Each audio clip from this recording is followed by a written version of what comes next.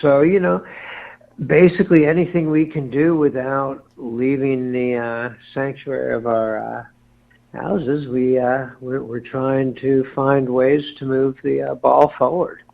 Now, Mitch, before we went on the air, I was telling you what a big fan of Tallis I was and still am. Also, your work with Schenker and Lita Ford, and you've been on the road for a lot of years. Are you finding that this time down a little bit enjoyable to have some time to yourself? Well, not really, because I play music because I love playing music, so not being able to go do that, I'm sure I'm not alone in feeling this way. I mean, it's literally taken the entire world and shut us down. Mm-hmm. I mean, I don't think I can think of, can you think of any time that there's been no live music? I know. It just doesn't happen. So, yeah, I mean, for whatever attributes, being at home brings, the negatives far outweigh it. Mm-hmm. Well, with this new release, over the years, we've had 8-tracks, cassettes, vinyl, CDs. Now everything's went digital, and now vinyl's coming back. How are people being able to buy this in different versions? Are they able to buy physical copies of this, or is this all by download? No, well, right now it's by download because that's the only way we can do it. The pressing plant got our album and promptly closed the day after. So I hear you. We are waiting on copies, and we still don't have any notification on when they'll be ready. But there will be vinyl and there will be CDs. This record, I mean, again, by intent, it was made for people who like vinyl.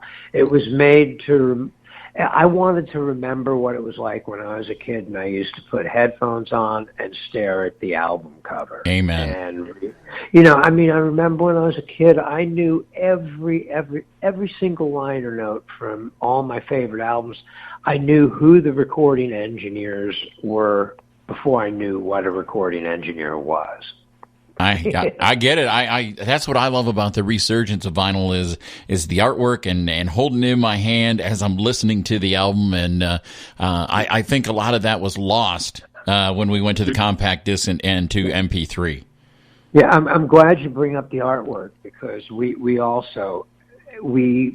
scored a home run. We were fortunate enough to secure the talents of Glenn Wexler, who, funnily enough, did the MSG record that I did in 1987.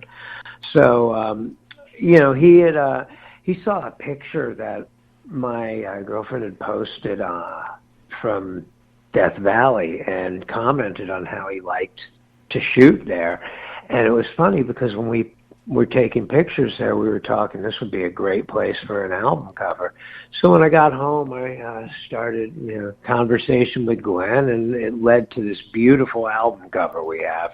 And I mean, the thing that makes me so proud of it, I mean, the album cover stands up to every bit of music on the record. It's just such a beautiful package, and it complements it perfectly. And it's a throwback to the times when album art really meant something. And I think Glenn definitely accomplished that here. Outstanding. Well, hey, do you want to tell us who played on this album? I wanted to ask that earlier and you got by me. Who else is playing on this with you?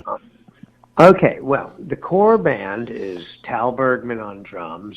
He's the drummer who was with Billy Idol for Cradle of Love and all those recordings. And then he's been with Joe Bonamassa for the last 5 years. The bass player is Dan McNay. He played with Montrose for quite a while and then has been in Jack Russell's Great White. Besides, all these guys play with me on my Sunday thing, too. Okay. And the keyboard players, we used a bunch of them. I played a bunch of B3 on the record. We used Ed Roth, J.T. Thomas, Dave Schultz, Steve Aguilar, really all keyboard keyboard players of the highest caliber. And then we have Doug Pettibone joined me on a couple of tracks. He's the slide player and pedal steel player for John Mayer and Lucinda Williams. Yeah, and he brings some beautiful stuff. You listen to the song "Wasted Time." It's magical, and a lot of that's due to the way he plays pedal steel. And then we were also fortunate enough to have Katja Reicherman and Ann King on trumpet and sax from Guns N' Roses and Rod Stewart. And then you have Eliza James, who played all the violins that you hear on Believe, and she tours with Burt Bacharach and Paul Anka. Wow. So you got a who's who of musicians on this. I was going to say, and so once again, the Mitch Perry Group, the song was called Believe, and where can you start to buy this for fans who have heard it tonight with us on the show? Well, you can go to iTunes or Amazon. It's available there on download. Everything should be up. We put it up as soon as we went into lockdown. So we're waiting for their, processes to take place, but it all should be good as we speak. The single is definitely there. Once everything opens up again, you can go to our website, MitchPerry.com. You'll be able to order, downloads. You'll be able to order the vinyl. You'll be able to order CDs, whatever you need. Outstanding. I've got one more question, Mitch, before I let you go here today. I was stating earlier about all the great artists and people that you've played with over the years and the great projects that you worked on. Now, is there any one song that you wish you could go back and add some cowbell to? Ooh. Well, let's see, which cowbell song? Oh, it would have to, you know what? We need more cowbell in some of the Edgar stuff I did on Winter Blues. That's awesome. Well, Mitch Perry, it's been an honor talking to you. I've been a fan for a long time, and we always let the artist pick the song coming out of the interview. Is there something else off this new release that you'd like us to play? Oh, yeah. Well, I'll tell you what. Why don't you...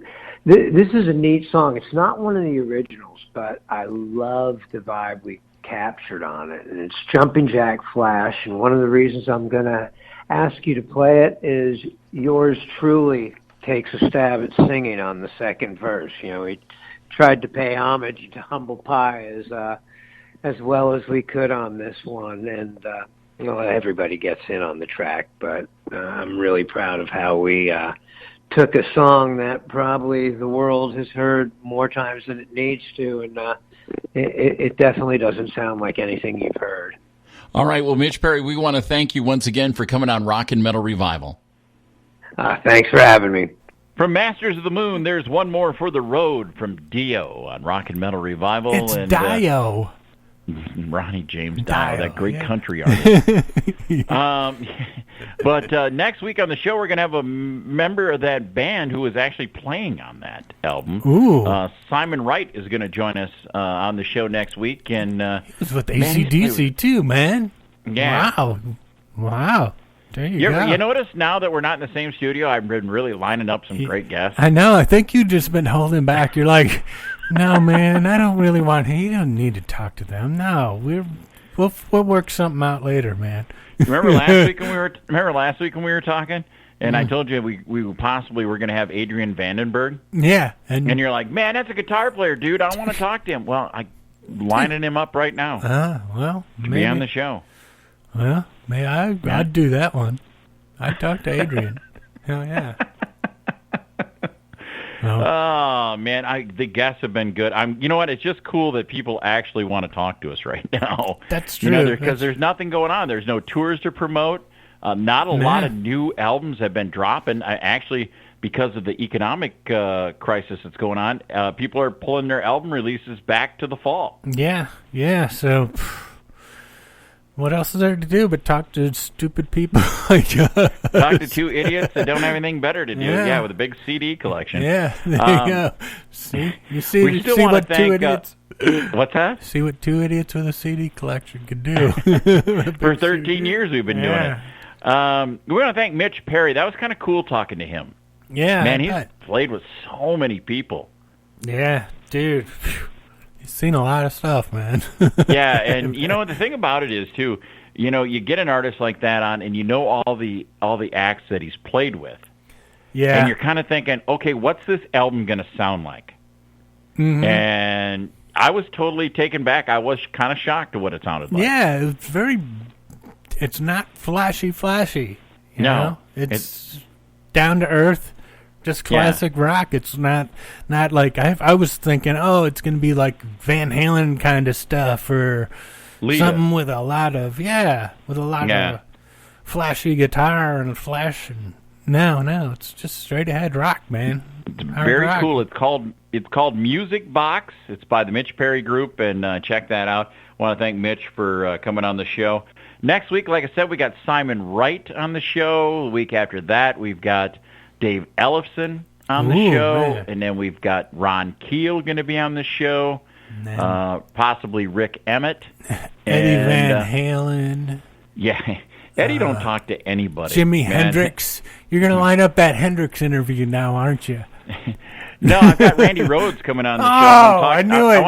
I want to talk to him about that show I saw him at in Madison. Oh, that would be a great interview. I can't wait for that. It'd be like the Vince Neil interview. Not a lot of talking going on. All right, so that's going to do it. What? Man. Yeah, maybe I could talk to Randy and Tommy Thayer at the same time. All right, so that's going to wind up the show this week. Man, it's always good getting to talk to you, and we will talk again next week. I want to thank our friends at Happy Sloth, even though we haven't seen them in a while. Yeah, they're hanging in there. Hanging in there. We're hanging in there, buddy, and hopefully when this we get the travel ban lifted, we can see each other again soon. Yeah. Until then, do us one favor and don't drink and drive. Smoke and fly. Peace.